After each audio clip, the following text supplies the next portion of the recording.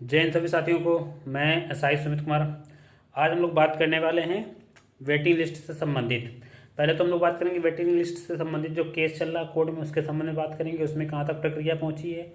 दूसरा हम लोग बात करेंगे वेटिंग लिस्ट को लेकर किन किन डिपार्टमेंट से बात उठ रही है और क्या आगे कर सकते हो जिससे वेटिंग लिस्ट की लाने के लिए जो है सरकार जो है एक प्रकार से उस पर कदम उठाए या उसके बारे में सोचे। ठीक है, तो सबसे पहले हम लोग बात करते हैं एक सौरभ पाल करके जो केस है। सौरभ पाल ने जो है एक रिट डाली हुई थी जिसकी रिट संख्या थी आपकी 10,540/26।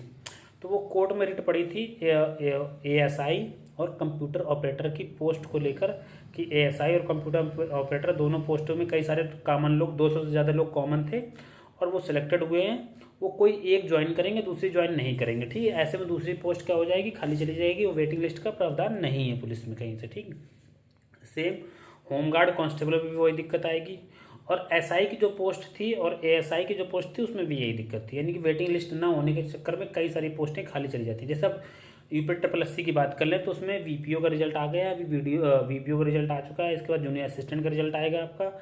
ठीक है, लेखपाल का रिजल्ट, ऐसे कई सारे रिजल्ट एक साथ पैरेलल आते हैं। और ऐसे में क्या होता है कि बहुत सारे कैंडिडेट जो उनको उनमें से अच्छी पोस्ट लगती है, जो सबसे अच्छी पोस्ट लगती है, वो ज्वाइन कर लेते हैं और बाकी दूसरी पोस्ट क्या कर देते हैं, स्किप कर देते, छोड़ देते हैं। ऐसे में क्या है कि वो पोस्ट बेकार चली जाती है। कोई कोई कैंडिडेट ऐसा होता है जिसका 3-3, 4-4 जगह एक साथ सिलेक्शन हो गया। ठीक है, क्योंकि जो भी पढ़ने में अच्छा होगा उसका 3-4 जगह सिलेक्शन में होना स्वाभाविक है, हो जाता है। ठीक है, अब उसका 3-4 जगह एक साथ सिलेक्शन हो गया, मान लो सपोज करो उसको ज्वाइन तो एक ही करनी है, बाकी तो छोड़नी है। जैसे मैं 2019 को बताऊँ, 2019 में मेरा 5 जगह सिलेक्शन हुआ, बट मैंने ज्वाइन किया कि एक ही जॉब को ज्वाइन की, बाकी 4 जॉब क्या हुई, पोस्ट क्या हुई, खराब गई। क्यों खराब गई? क्योंकि वेटिंग लिस्ट का प्रावधान नहीं था।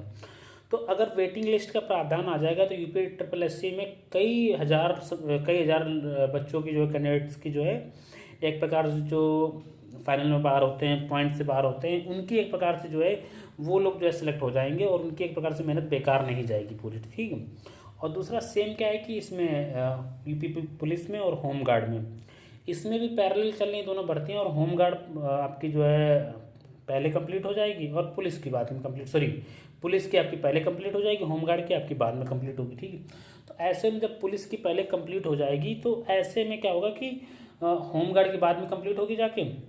ठीक है, सॉरी, इसमें होम गार्ड की पहले कंप्लीट हो जाएगी, पुलिस में की बाद में कंप्लीट होगी जाके। ठीक है, तो होम गार्ड में जो कैंडिडेट सिलेक्ट होंगे वो कांस्टेबल में सिलेक्ट होंगे, तो होम गार्ड के कैंडिडेट छोड़ के किसमें, कांस्टेबल में चले जाएंगे। ठीक है, ऐसे में होम गार्ड की पोस्ट क्या है, अच्छी खासी 10-15 हज़ार 20 हज़ार तक खाली जा सकती है, उम्मीद है ये।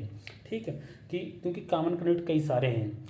ऐसे में इस बात को लेकर कोर्ट में भी इसी बात को लेकर एक केस पड़ा हुआ, डी लिस्टिंग को लेकर कोर्ट ने आदेश दिया था। ठीक है, तो इस बात को लेकर कोर्ट में एक आदेश वो पड़ा हुआ जिसमें कोर्ट ने ये कहा था कि दो अगर भर्तियां हो रही हैं, पैरेलल चल रही है, अगर दोनों में कॉमन कैंडिडेट हैं तो उसकी डी लिस्टिंग करो। डी लिस्टिंग का मतलब ये क्या है कि दोनों में अगर कोई कॉमन कैंडिडेट है उनसे पूछ लो कि तुम कौन सी ज्वाइन करना चाहते हो।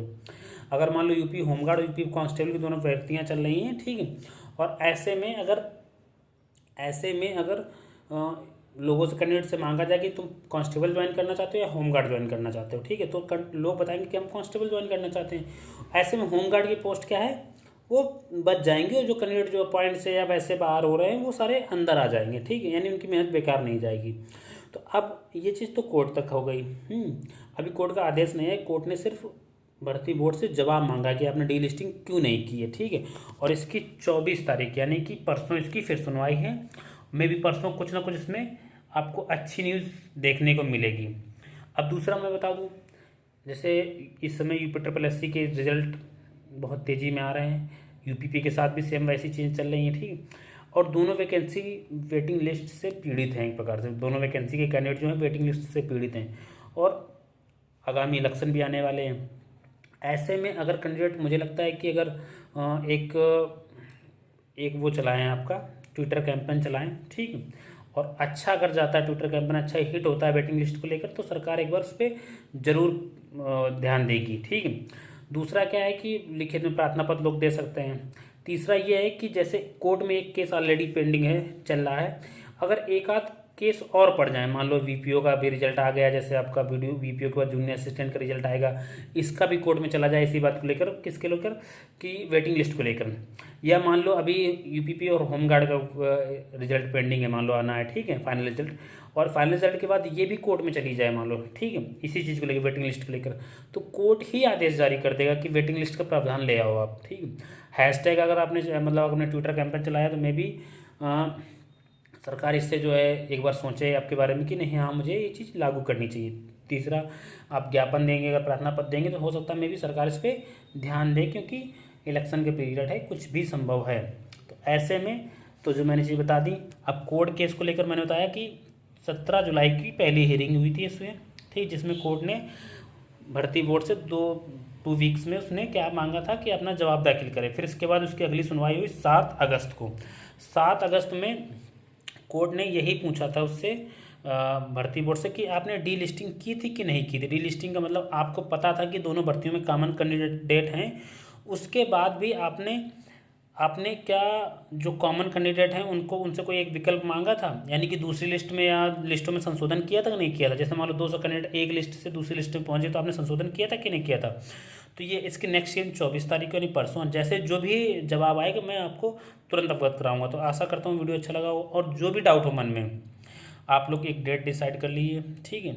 और अपना ट्विटर कैंपेन के लिए या किसी चीज़ के लिए मेरे हिसाब से ये गोल्डन टाइम है वेटिंग लिस्ट से संबंधित रिलेटेड मामले को लेकर, ठीक है। बाकी और कोई भी डाउट हो, आपके मन में जो भी सवाल चल रहे हो, आप कमेंट कीजिए, मैं कोशिश करूँगा आपको क्लियर कर सकूँ। Thank you.